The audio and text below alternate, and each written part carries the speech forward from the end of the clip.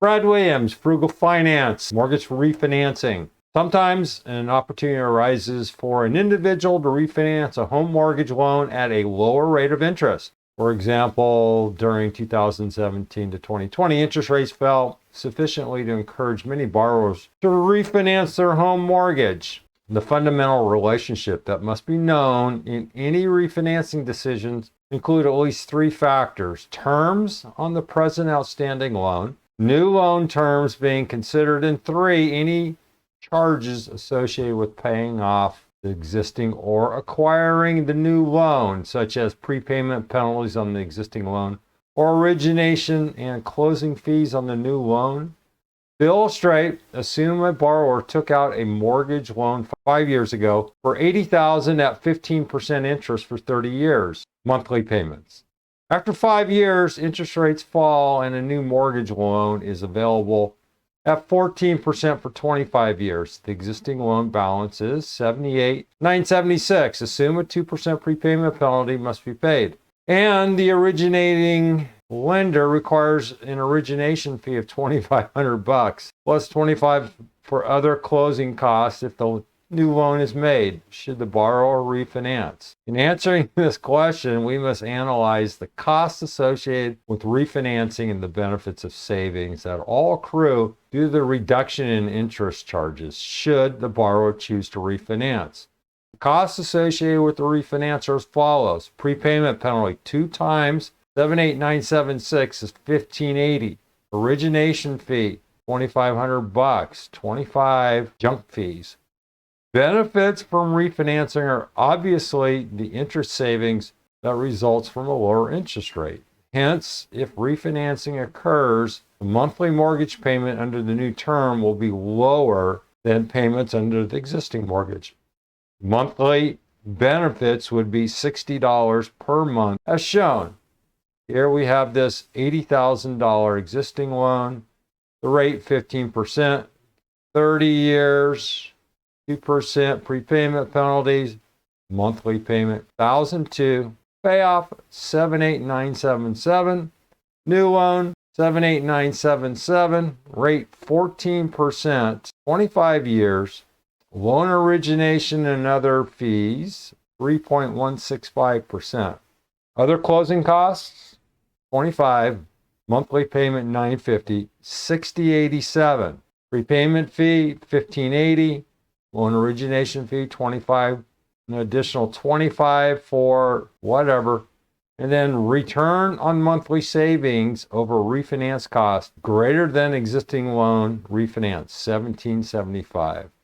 This calculation must be greater than 15% to refinance. Here's another scenario, and we'll touch on this maybe, depending on how long this takes. And you can see, no, it would not be advantageous to refinance. And this is probably a similar situation. And then here's another one. One way to approach this problem is to ask whether it is worth investing or paying out $4,000 to refinance to save $60 per month over the term of the loan. Well, keep in mind, that's 25 years. Possibly the $4,000 could be invested in something more profitable. To analyze this question, we should determine what rate of return is earned on the investment of $4,105 for 25 years, given that $60.57 per month represents a savings. We find that the yield on the $4,100 with savings of $60 per month over 25 years would be equivalent to 17.57%. If another alternative equal in risk cannot be found which provides a 17% annual return, refinancing should be undertaken. This return looks to be attractive given it is higher than the market rate of 14% that must be paid on the new loan. Thus, refinancing is probably desirable. Early loan repayment, loan refinancing. Second hypothetical.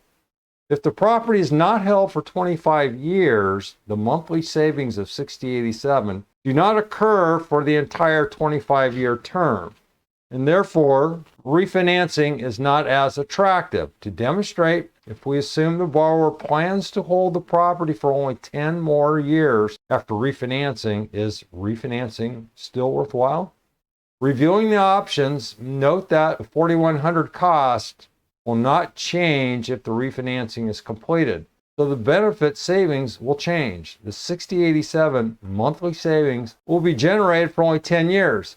In addition, since the refinancing loan is expected to be repaid after 10 years, there will be a difference between loan balance on the existing loan and the new loan due to the different amortization rates. So here we have this loan balance, 15th year, existing loan 72,275 based on 15%. Loan balance 10th year, new loan 71,886 based on the $78,000 refinance at 14%. Difference 889. New calculation comparing loan balances with the existing loan and under the new loan terms shows that if refinancing occurs, the amount saved because of a lower loan balance is 889 should the new loan be made. Hence, total savings in the event of refinancing 60.87 per month for 10 years plus 889 at the end of year 10. Do these savings justify an outlay of $4,100 in refinancing costs? To answer this, we compute the return on the $4,105 outlay as follows. We're going to use some of that old school stuff in the previous example, and we have multiple cash flows. We're going to have to solve for two different scenarios. We're going to use 60.87. This is monthly present value interest factor annuity plus 889 monthly present value interest factor. We have two different things, so we're going to add these two together. And they have to equal 4105. Trial and error. This is going to be the first formula. And it's going to produce this 6384. We're going to multiply this 63884 times this 4105. Then we're going to take the same thing over here. We're going to use this factor. And I've been pounding the table on factors, so I'll leave it at that. And we're going to multiply it again times, in this case, 889. That will be 889 between here, these two loans. The number is trial and error. Again, this is trial and error, 14.21%. Since the loan is paid off early and the monthly savings of $68.87 will not be received over the full 25-year period, the yield has to be below the 17.57 compound computed in the refinancing example. The yield earned due to refinancing in this case will be 14.21% per year for the 10-year period. Obviously, the return is lower than the 17.5% computed by assuming the loan was repaid after 25 years. This is true since 4105 costs to refinance remain the same while the cash flow stream of 6087 was shortened from 25 to 10 years. Although an additional 889 was saved because the differences in loan balances did not offset the reduction in monthly savings that will have occurred from the 10th through the 25th year. The relationship between the internal rate of return and the number of years the loan is held after refinancing is illustrated in table 9.3. The return from refinancing are negative should the loan only be held for 5 years at prepayment. The return increases sharply for each added year the loan is held after prepayment until it is held for approximately 15 additional years. In analyzing refinancing decisions, then, not only must cost and benefits be compared, but the time period one expects to hold the property also enters the equation. Effective cost of refinancing. From the previous refinancing decision, we know that points increase the overall cost of a loan. With this problem, the borrower will be making a new loan for $78,976.50, but is required to pay $4,100 in fee. Although these fees include the prepayment penalty on the old loan, this can be thought of as a cost of making a new loan by refinancing. The borrower, in effect, receives $78,976 less 4105 or 74,871.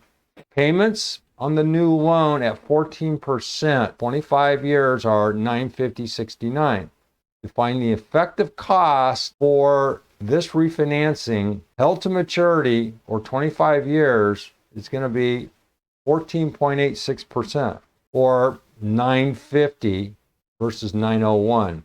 The interest rate is 14.86%. This is the effective cost for refinancing. Given that this cost is lower than the old loan, 15%, refinancing makes sense. So we arrive at the same conclusion as we did when we calculated the return on investing in refinancing. We have 1486 there, we have 1421 here, and we have 17 and 1757 in this first hypothetical. This is a good illustration. Brad Williams, Frugal Finance, Williams out.